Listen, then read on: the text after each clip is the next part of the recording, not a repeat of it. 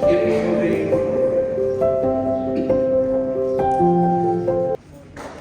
As I show the next slide, this week, because of the oil price hike, there was an issue that appeared wherein the manager of our gold medalist in weightlifting, Heidelin Diaz, he posted in Facebook and said that Phoenix Fuel Masters was not true to their promise of giving her free fuel a lifetime.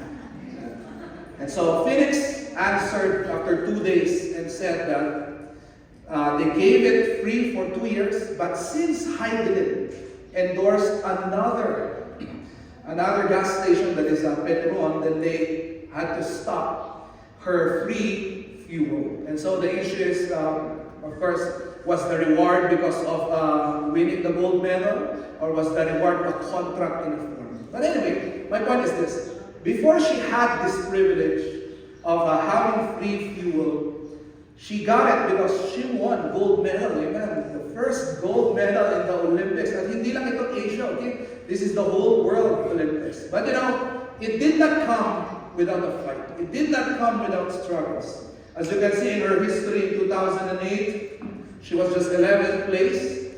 In 2012, she did not even finish. In 2016, she was a silver medalist. Napanood ko yung mga documentary niya. Talagang tinaas niya, nabitawan niya. And she was second place only, but in 2020, finally, she got the gold. And the point is this, she kept moving forward. And that is the same tone of the text that we have today.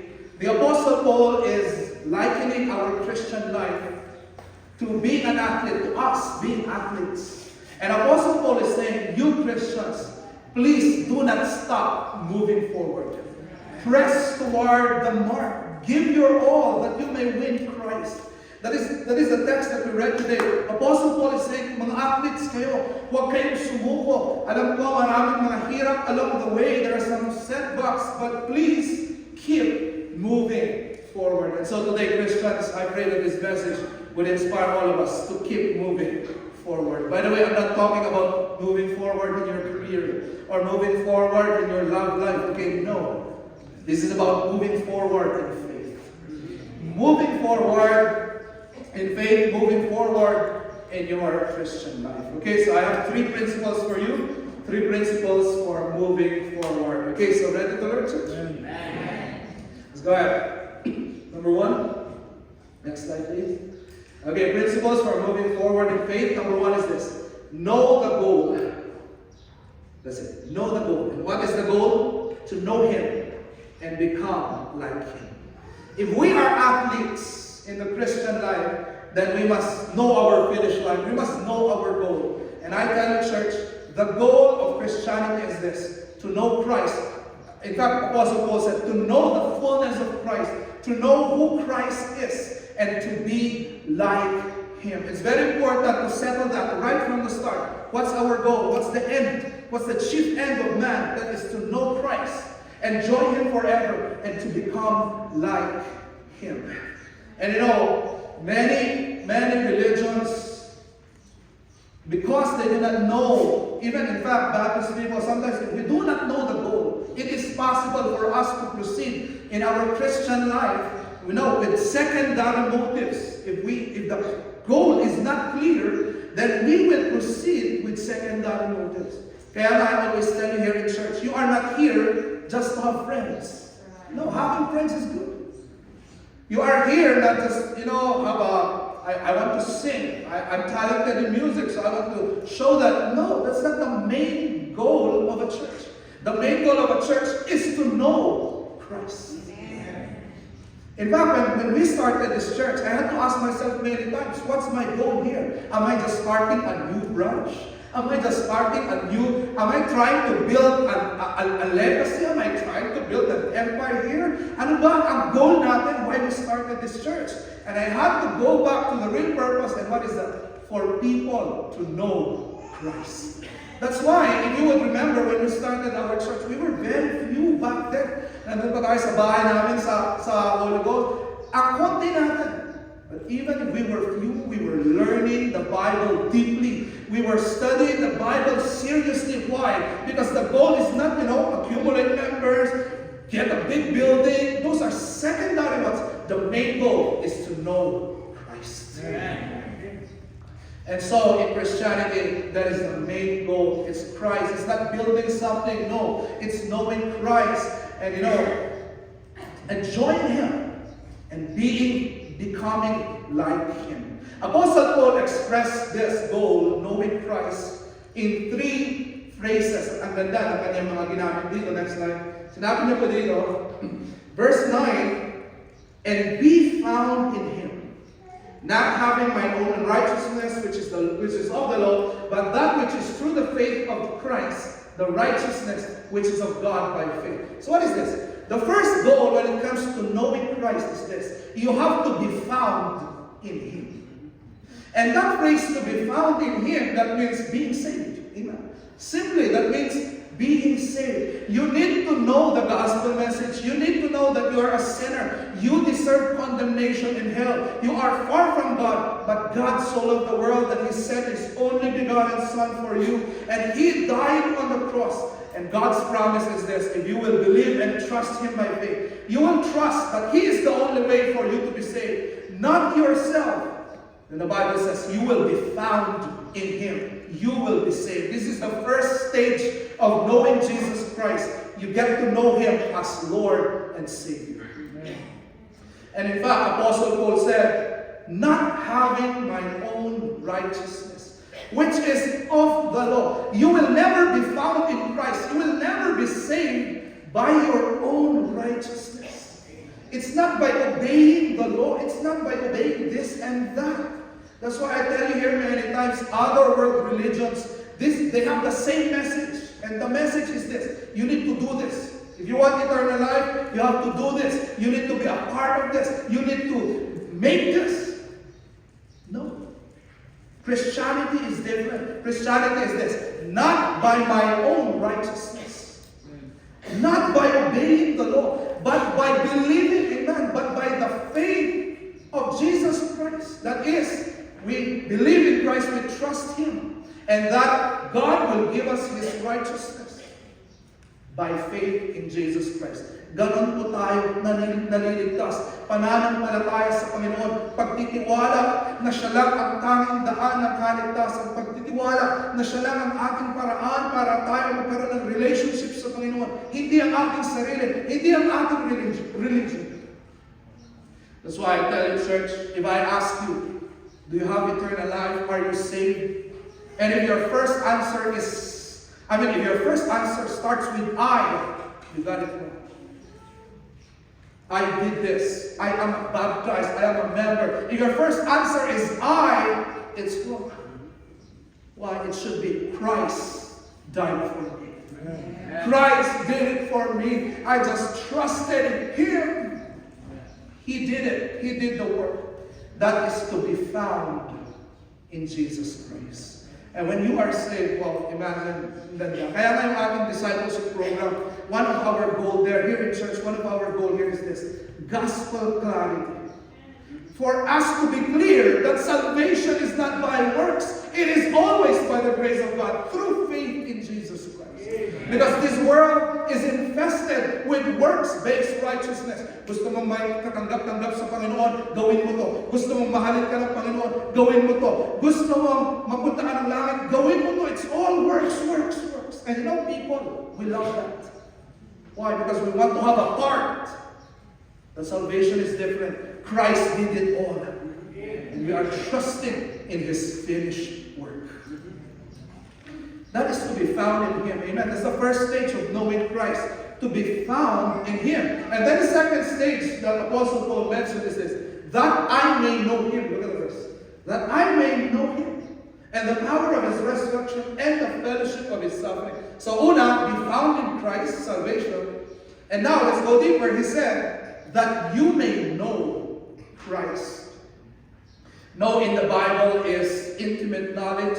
It's like the knowledge of a husband and wife. At yun ang gustong sabihin ng Panginoon dito. Yung makilala mo siya in a deeper way.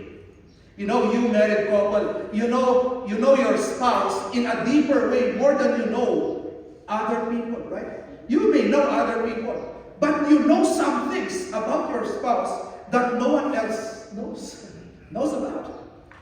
Bakit? Intimate knowledge ang tawag. At yun po ang word ng Bible pag ginagamit niya yung word na know. At sinasabi nito, that you may know Him, know Christ. Yung makilala mo si Kristo sa malalim na paraan, is you get to know Him. And what is next? And the power of His resurrection. What is the power of resurrection? What? That is the change that comes to our life because of the effect of knowing Him. Yun ang ibig sabihin ng power, yung phrase na yan, the power of His resurrection. Is the power to change our life. At ano po ang ibig sabihin yan, church? Ganito po. Tayo ay nababago, not by our own will. Tayo ay nababago because of the knowledge of Christ that we have. It means, get this, church. If you want to change deeply, then know Christ deeply. The level of your knowledge of Christ is the level of how you are being changed. Amen. Example, you want to change, you want to learn how to be forgiven. Church, tell me, how can you learn to be forgiven? I tell you, it's so hard to be forgiven. But the moment you get to know what Christ did for you, you get to know Him deeper. As you study the Bible, you get to know Him and you begin to realize, oh, I am a sinner in the sight of God. I've broken His law. I deserve judgment, but He forgave me, not because I asked sorry, no. Christ forgave us when we were yet in sin. He forgave us not because we deserve it, but we are undeserving of His forgiveness. And so when you start to learn this, that Jesus forgave you so much, ang lalim ng pagpapatawad niya sa iyo, sobrang lalim. Pag nakilala mo yun, nalaman mo yun, then you get to know, wow, amazing Lord. You are being amazed. You are beholding the forgiveness of Christ. And what happens? That changes you. You start to learn, wow, Christ forgave me, and so I will also be forgiven. You cannot forgive by your own willpower. It's so hard to forgive by your own willpower. I mean, people can hurt you. It's so hard. But when you get to know Christ, His forgiveness toward you, it changes you. Amen? How can you be changed from being a self-centered person to being a person who is serving people? How? I tell you, it's so hard to serve people. Especially sa panahon natin ngayon, kailangan unahin mo ang sarili mo, unahin mo ang pamilya mo. You know, it's so hard to serve people. It's so hard to live a life that it is for others. But I tell you, the more you get to know Christ, the more you get to know how He left heaven, how He left His riches, how He left, everything that He had just to come down to serve us. We don't even deserve the service of our president. How much more the service of our King of Kings?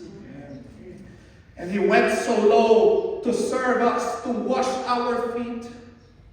That's how ganun kalalim ang pag-serve ni Christ sa atin. And when you get to know that knowledge, it changes your heart and you begin to live a servant's life.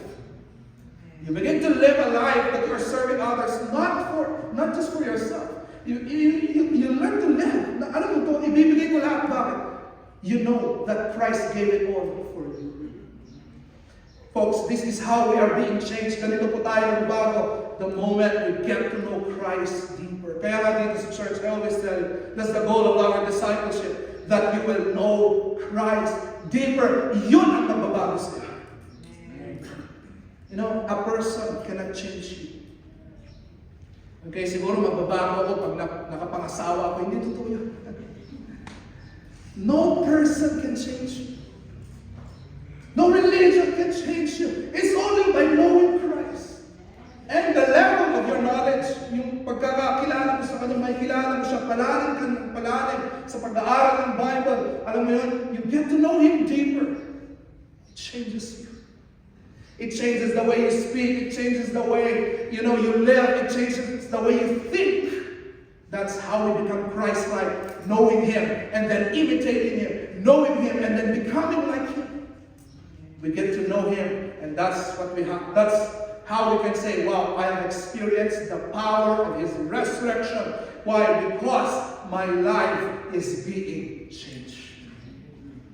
Kaya nga po, if our lives are not changed, the reason is this. You have not known Christ in a deep way.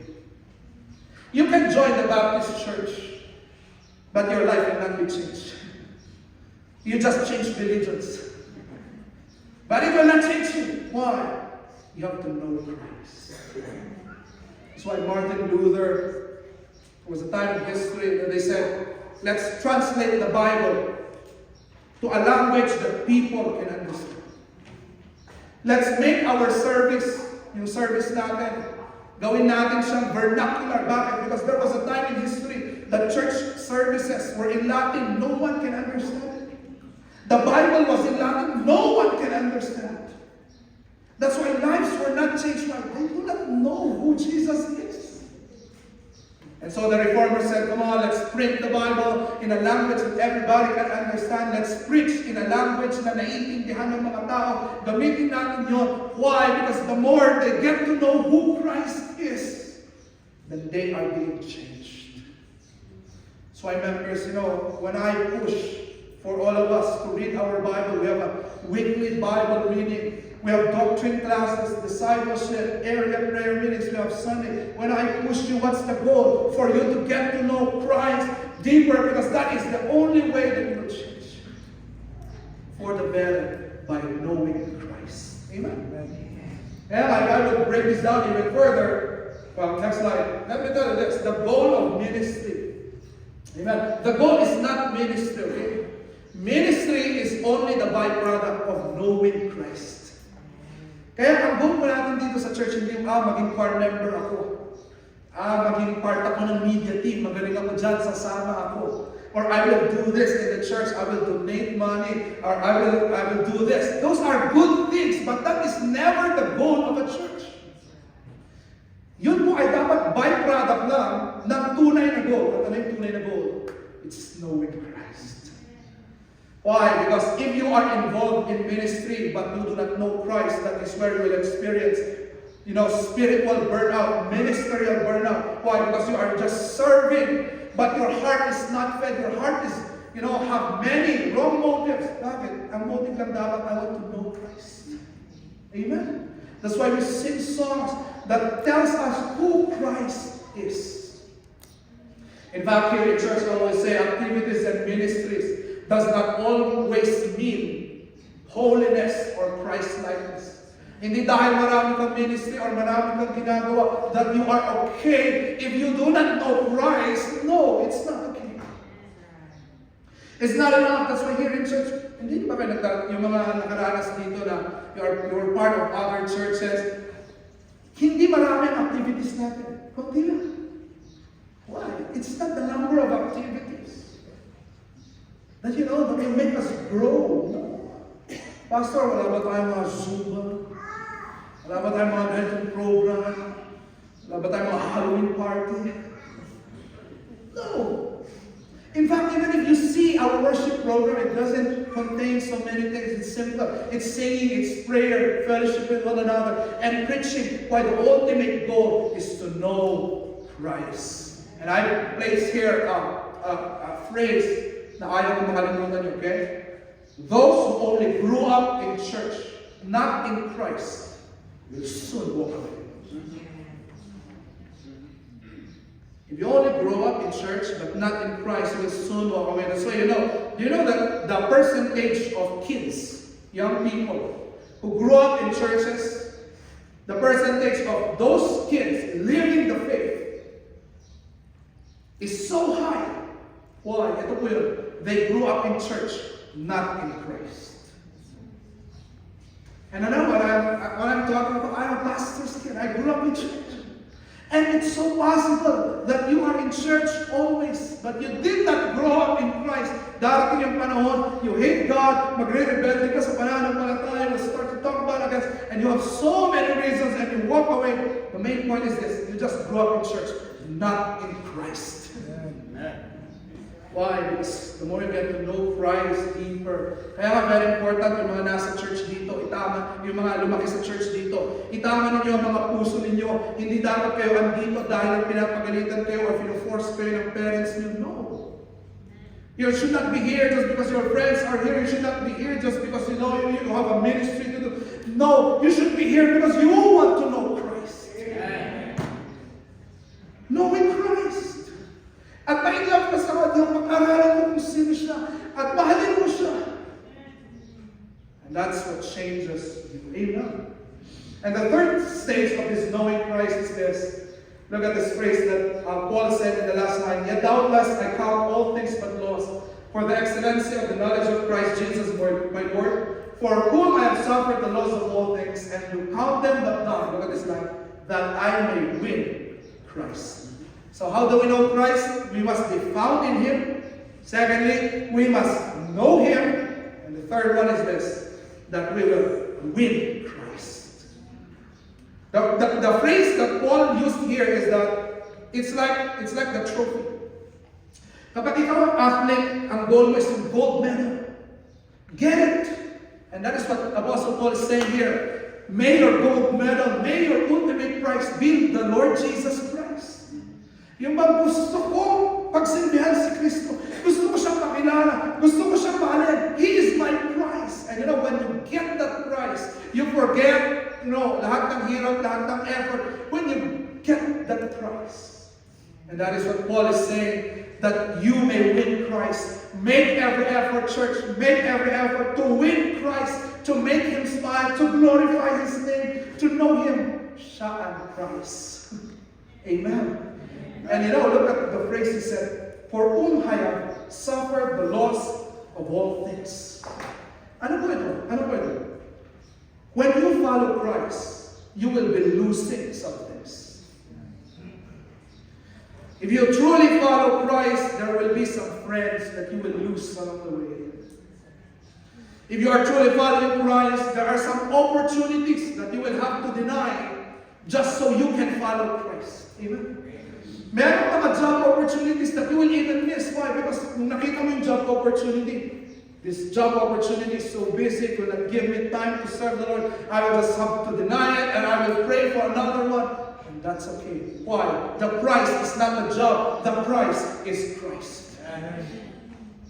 There are some plans and ambitions na kailangan mong i-give up just to follow Christ. Because in your mind, you're always thinking, my main goal is to worship Christ. My main goal is to serve Christ. And I tell you, church, an unbeliever will never understand this. A person without Christ will never understand this because they will always say, tama ba kayo? Hindi na ubus niyo yung oras niyo dyan. Hindi ba kayo nag-iisip? Bakit ibigay niyo ang effort niyo dyan? Sana nag-business ka na lang, sana ginawa mo. Tingnan mo kami, mayaman na kami. Ikaw, ginagamit mo yung oras mo para dyan. Para saan ba yan? They can never understand it. But a true Christian, he knows that the true prize is not the promotion. The true prize is not the job. The true prize is not success. It is Christ. And Apostle Paul was so serious, he even said, I do count them but dung. Tayo ng manok. Sabi niya, yeah, I lost that opportunity, but that's okay. Why? That I will win Christ. Yeah, I lost that, yung plan na yun, yung ambition na yun. I lost that. But it's okay because inuna ko ang Panginoon. That's my prize. Wow. What a heavy encouragement by Paul. Church, make every effort to win Christ. He is the true prize. Kaya nga po dito sa church, alam niyo, like ko sinasabi sa inyo, hindi maganda yung line na, Lord, nagsaserve ako sa iyo, promote mo ako. Lord, I'm serving you. Answer my prayers. Lord, bakit di pa ako mayaman? Nagsaserve ako sa iyo. No. Christ is not a means to an end. Huwag mo gamitin ang Panginoon. Lord, nagsaserve ako sa iyo. Dapat i-bless mo ako. No. At the same time, we do not even, I came to the, sana maabot nyo itong stage na ito that yung prayer nyo hindi ganito, Lord, bakit naman nagsaserve ako? Tapos hindi pa rin ako na-promote na parang ang lungkot mo. No. The real blessing is not your promotion. The real blessing is you serving Christ. Kaya hindi mo kailangan sabihin, Lord, nagsaserve naman ako sa'yo, ba't di pa ako na-promote? Dapat masaya ka, Lord, thank you because I have the chance to serve the King of Kings. is the real promotion. Christ is the price. Amen. That's why if you would look at this next verse, I know this is hard to do, but what's our inspiration? It's so hard to give your all to win Christ, but what's the inspiration? The inspiration is what Jesus did for us. Look at this line. But I follow after, if that I may apprehend that for which also I am apprehended of Christ. The word apprehend is to take a hold of. So ang ibig sabihin ko ng line na ito ay ito. God is saying, Paul is saying, Jesus gave every effort just to save you. Jesus left heaven. Amen. He left His Father's throne. Iniwan niya ang lahat just to save me. He died. He became a man. Imagine a God becoming a man. Imagine a God being born in a manger. Tiniis niya lahat yun. Ginawa niya lahat yun. Why? He gave every effort just to save me. Just to apprehend me. Just to take a hold of me. And Paul is saying, that's my inspiration to win Christ. Because He gave His all to save me. I will give my all just to win Him. I will give my all just to serve Him. Ganda. It's very gospel-oriented. Kaya church, lagi na tatandaan yun. Christ did so much for you. What's your reply? Then you have to give your best to win Him, to know Him, to be found in Him. Amen. Amen. Please do. That's point number 1. Amen. Know the hope. Alright, second principle. Second principle is this. Press on and keep growing in Christ without slowing down. I want to emphasize that phrase, without slowing down. Okay? Press on and keep growing in Christ. Just keep growing without slowing down. And look at what Apostle Paul said. Not as though I had already attained, either were already perfect. Ang sabi ni Apostle Paul, hindi ko pa naabot yung aking goal. Grabe, no? He is already the best apostle. In fact, I would say this, he is the best man after Jesus Christ. He did so many things, but he said, hindi ko pa naabot ang aking goal. And in fact, if you would check in the Greek Bible, the word na attain, the tense is in the aorist tense. To you Bible students, you know this. Aorist tense means it happened once. Christ died once and for all. Aorist tense. And here Paul said, I have never attained, not even once. What is that? Imagine, the best man who ever lived after Jesus Christ, Apostle Paul. Ang dami na niyang ginawa, sobrang nag-grow na siya. Pero ano pa rin ang words niya? What is his words? Never kong naabot ang goal na si Kristo. Never kong naabot ang perfection. Never kong naabot ang maturity. Sobrang humble niya magsalita, right? I mean, he could just brag and boast, oh, dami ko na nagawa sa Panginoon, tapos na ako, kayo naman. No. He said, I have never attained it, even once. That's why, if I have never attained it, I will keep moving forward, and I will never slow down. And so, church, I want us to have that attitude as well. Kaya nga, yung next verse niyan, sabi ni Apostle Paul, Brethren, I count myself apprehended. But this one thing I do. Paul said, this is one thing, this is the main thing that I will do. Forgetting those things which are behind. Kalimutan ko na lahat ng nagawa ko para sa Panginoon and reaching forth unto those things which are before. You know, the term reaching forth, it denotes a person who is already at the finish line. And I don't know if you are watching marathon races. But at first, when they run, nakaganan sila naka-back straight. Pero kapag malapit na yung finish line, nakaganan sila. Why? Because kahit nauna ka, pero naunang nag-touch yung body dun sa line, panalo siya. That's why they're striding. Nakaganan sila, parang. And what's the point of Apostle Paul? Ganun daw dapat tayo. Kalimutan yung nasa likod, at ang ating mindset is this: I want to win Christ. I'm close to the finish line. I know you're winning, you're striving, pushing forward.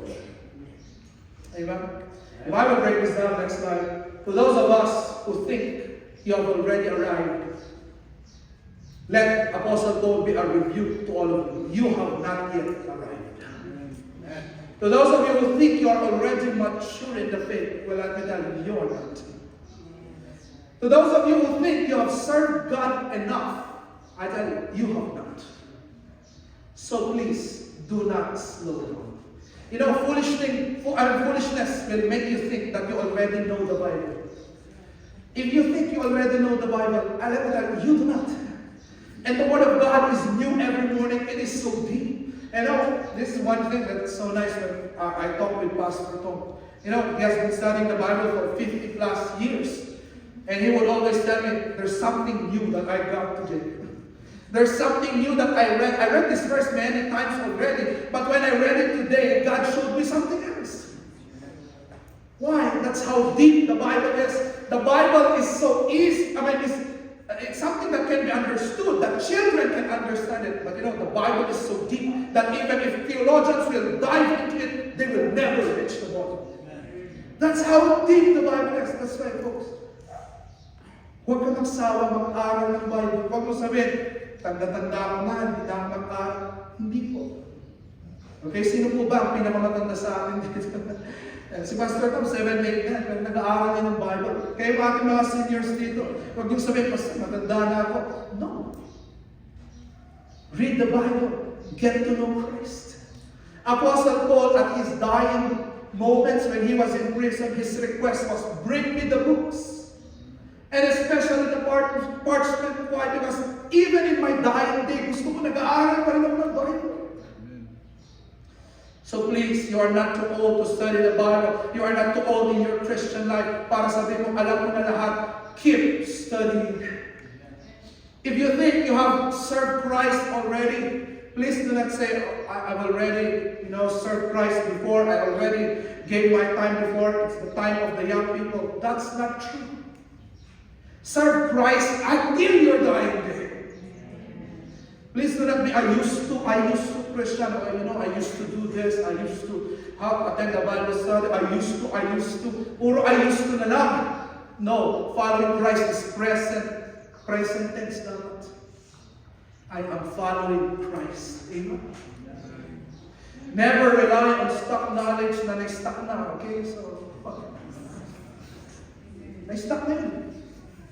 And the design of God for us, it's like a river. It's flowing. Yung knowledge mo noon, kapag hindi na nadagdagan, it becomes stagnant water. Tinutubuan na yan ng kitikite, tinutubuan na yan ng mga bacteria. Because it's stagnant. The design of God, it's like a river.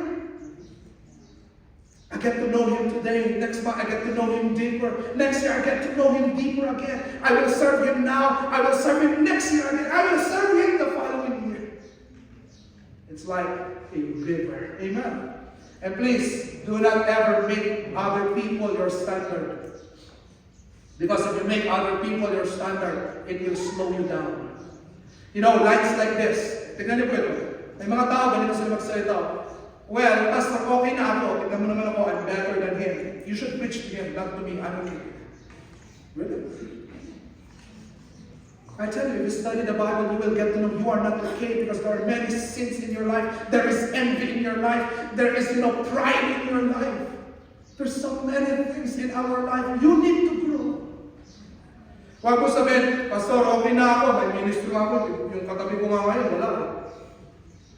Siya ang pagalitan mo, hindi ako. Hindi tayo. We do not make other people our standard. We make Christ our standard.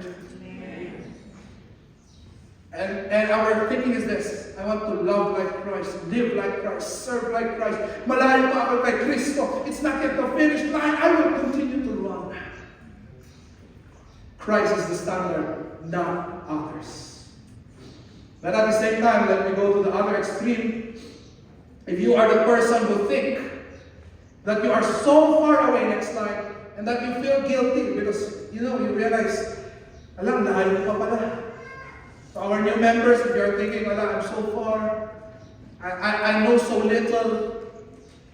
God is not demanding perfection from us. What He is asking is growth. Not perfection, but growth. Yes, malayo ka pa, but continue learning. Next month, mas malalim na ang pagkakilala mo sa Kanya. Next year, you know Him deeper. The following year, you are serving Him better. The following year, you know you are preaching Him already. The following year, you are speaking about Him in your workplace. It's not perfection, but it's growth. Slowly, by slowly, by slowly. And I'm so happy to see you, church members, you are my joy and my crown. When I get to see your growth, ang ganda. When I get to see you, this person has been struggling with this. Well, but this year, praise God, because of growing in Christ, he is better now. And that's the joy of the pastor, to see his children walk in truth, to see the members growing little by little. Kaya hindi mo kailangan you feel bad na wala pang huwag ka mag-alala. Pare-parehas tayo dito, mag-aral tayo sabay-sabay. And we go for continuous growth. Is that clear, church? Okay? Why? Because one of the lies of Satan is the lie of perfectionism. And when that gets into your mind, it will stop you from growing. I'll give you an example. Example ko ganito. Nagkamali ka. Example, you failed in a temptation, you failed, backslide ka konti. The devil will tell you, kita mo na, pabagsak ka, di ba? Nakakaya ka sa Panginoon, nakakaya ka sa church. Nagkamali ka na. Why? He's trying to put the principle of perfection. Holy si God, wala ka na, hindi ka na pwede. Na-break mo na siya. That's why what happens? You die in shame. Hindi na, nahiya na ako, yung kung bumalik. No, it's not perfection. It's growth. Yes, you failed. Yes, nagkamali ka. Yes, nag-backslide ka. Yes, nagawa mo to. Then humingi ka ng tawag sa Panginoon and then start growing again. Amen. And grow, and grow, and grow. Kaya ang church, hindi ko tinatanggap yung rason na pastor. Hindi na ako punta, nakakahiya. Nakakahiya ka din. Sa tao, mahiya ka sa Panginoon. Huwag kang magbuhay ng pastor, ayoko na, bakit nakakaya. Huwag kang mahiya. Mag-grow tayo ng sabay-sabay. What do you think of people here? That people here are perfect? Pastor, nakakaya mag-church. Nakakaya. Bakit? Ang tingin mo sa amin dito, perfect kami. You do not know that we are struggling with so much as well. Ay, huwag ka na mahiya. Pumunta ka na. At pare-parehas tayo ng mga makasalanan na nag-grow na pa konti-konti. Amen. Let's grow. Forget the past, forgetting those things which are behind, and pressing forward to those things. Amen. And lastly, the last principle of growth is this. Follow and surround yourself with people who are giving their all to win Christ. The social, spiritual aspect. What is this? Surround yourself with people who are also trying to give their all to win Christ. Palibutan mo ang sarili ng mga taong ganito. People who are, together we will finish the race. That's why it's very important for us to have a church community. For you to have people beside you who are also following Christ. Because you cannot follow Christ being alone. You need others around you. Kaya nga sabi ni Apostle Paul dito po, Philippians 3:17, Brethren, be followers together with me, and mark them which so as ye have us for an example. Ano bang sabi ni Apostle Paul? Okay lang daw if you follow people. By the way, it's not bad to follow people. As long as those people whom you are following Christ. Amen. So it's okay. Like example, by the way, I do not teach you to idolize me, okay? Or no, okay? In fact, please do not say when you're asked, who saved you? Pastor Ruskin. That's not true. I did not save you, okay? Christ did. In fact, I did even discourage example when we go to other churches. You introduce yourself. I am like this and like this, and I am under Pastor Ruskin. No, you're not under me. No, you're not. Okay? I was put by God to serve Him, in fact. And we follow Christ. But it's okay to follow me. That's right. As long as I follow Christ. And the moment I stop following Christ, you are free to follow someone else. Why? Because follow me as I follow Christ. Ganun po tayo. Nagsasubmit kayo sa akin as I follow Christ. Ganun po yan. Amen. And Paul gave a nice word here. He said, mark them. Lagyan mo ng X mark. Ay, sorry. Maganda pala ito. Check mark. Put a check mark. Put a mark to those people who are good examples. Wow. So church, if there are people who are good examples in your life, check. These are the people I should be with. These are the people that I should be friends with. These are the people that I should follow, I should eat with, I should talk with. Ito dapat ang lahat mga kasama yung mga tao who are following Christ. Check. Why? Because you notice, bad company will always corrupt good morals. And if you are always with people who are not following Christ, I tell you, that will be dangerous for you. Amen.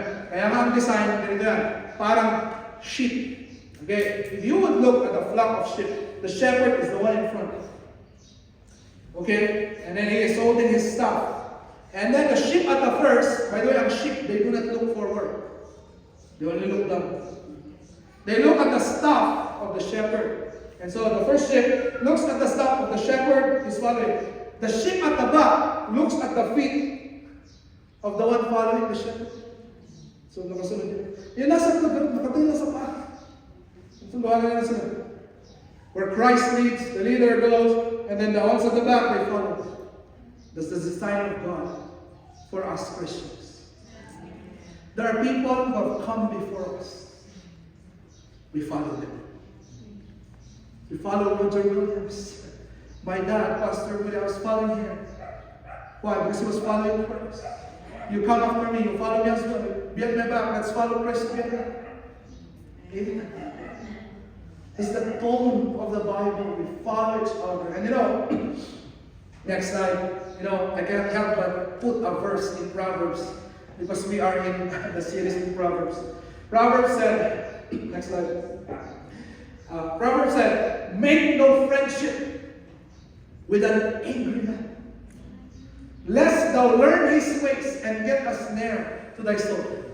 This is the thing, okay? If you are following people who are not following Christ, the Bible says, you will learn their ways. You will learn their ways. Kapag sumasama ka sa tao na hindi siya sumusunod kay Kristo, you learn to speak like Him. Think like Him. You start to smell like Him.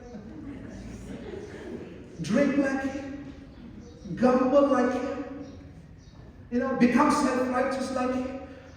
Kung anong tao na kapalit, if you're surrounding your people with people who loves recognition and all this, sooner or later you will learn their ways. You will also become a person who loves recognition.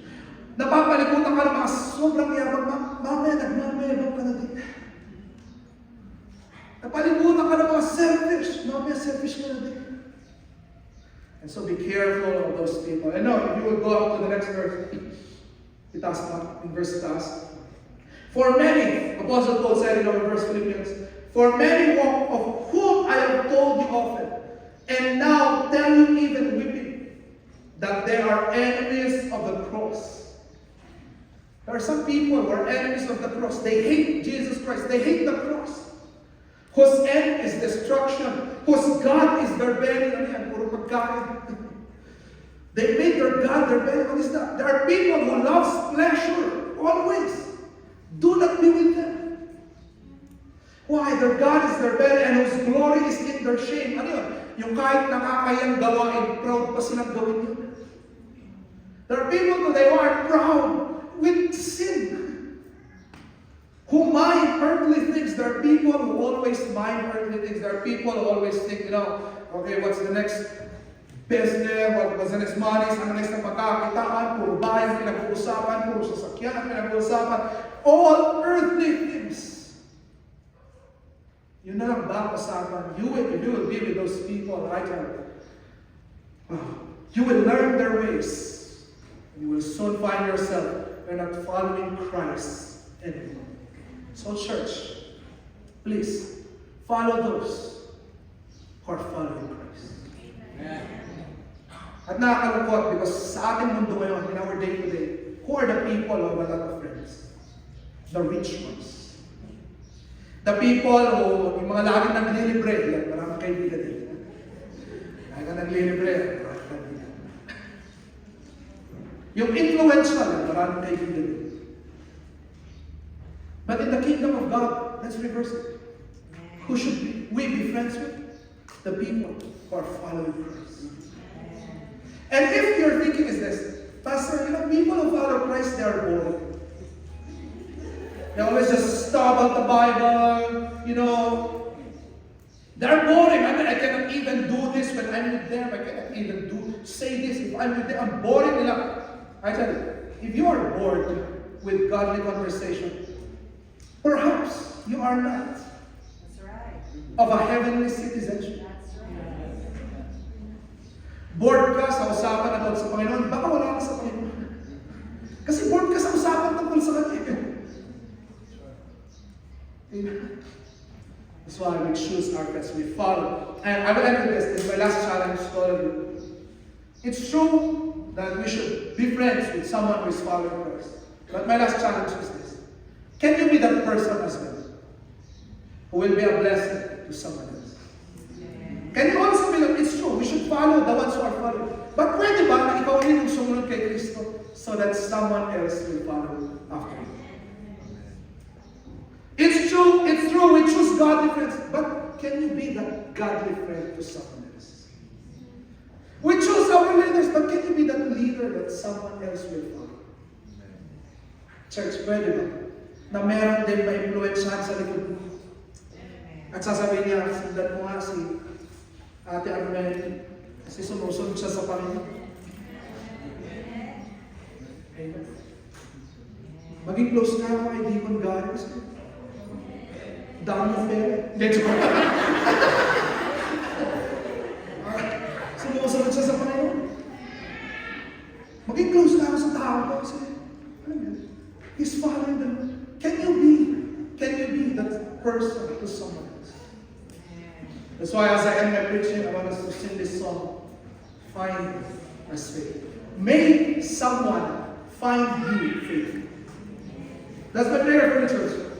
Sana may isang bagong member someday, or may bagong Christian, or kahit hindi pa siya Christian, pag nakikita ka niya, may he find you faithful. At pag nakikita ka niya, sana sabihin niya, ay itong tao na ito talagang sumusunod siya sa Panginoon. I want to be with you. Amen. Look at the lyrics of this song. It's so nice. We're pilgrims on a journey of the narrow road, and those who have gone before us light the way. Marami ng mga Christians who went before us, and we are following in their footsteps. And these people who have gone before us, they are cheering us. I can just imagine my Father in heaven looking at me, cheering me on. Go ahead, son. Preach Christ. Cheering on the faithful, encouraging the weary. May mga Christians na pagod na, pero may mga naunang Christians na nagsasabi, sige lang, continue. Go ahead. Their lives are still a testament of God's sustaining grace. Next slide. Surrounded by so great a cloud of witnesses. This is in the book of Hebrews. There are people, the Christians who died before us. They are our cloud of witnesses. The angels are our cloud of witnesses. They are cheering on us. Let us run the race not only for the prize, not only to win Jesus Christ, but also to be a blessing to others. But as those who have gone before us, let us live to those behind us. The heritage of faithfulness passed on through godly lives. May mga sumusunod po sa atin, sumusunod sa inyo. Maging faithful example ka sa kanila. Para may pasa yung godly heritage. Yun ang best na pamana, the godly heritage. And then the chorus of this song says, "Oh, may all who come behind us find us faithful. May the fire of our devotion light their way. May the footprints that we leave lead them to believe. And the lives we live inspire them to obey. May all who come behind us find us faithful." You know this song, church? We're pilgrims on a journey of